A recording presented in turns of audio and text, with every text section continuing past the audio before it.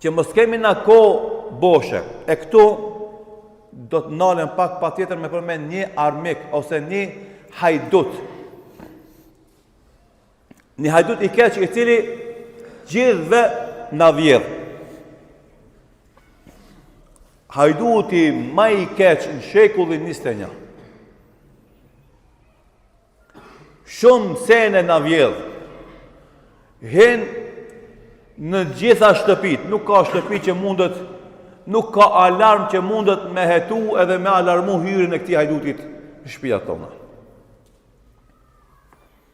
Ai hajdut i cili vazhdimisht na vjedh sendet më të shtrenjta që i kemi. Shefi ku dush, ai hen edhe ti vjedh, hen edhe ti merr. A dini kush është ai? Telefoni. Hajduti që na vjedh kohën. Edhe ata vazhdojnë me prodhu lojra elektronike, vazhdojnë me prodhu aplikacione, nuk ka njëri telefon në cilin nuk i ka ndoshta 100 aplikacione. Se let pa pare, është një rregull, çdo gjë që të jepet pa pare, dije se ti je ai çmimi i asaj.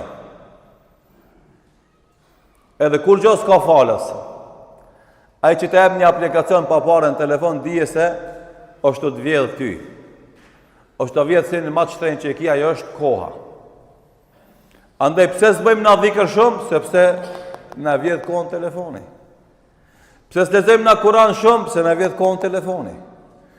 Pse s'kemi vakt me shku vizitu fami farefisi? Se na vjedh kohën telefoni. Pse s'kena vakt me mësu? Se na vjedh kohën telefoni. Pse s'kena vakt me ecë? Se na vjedh kohën telefoni. Pete fëmia ma i vogël, 1 vjeçar, 2 vjeçar, deri te plaki 70 vjeçar, hajduti ma i madh është telefoni.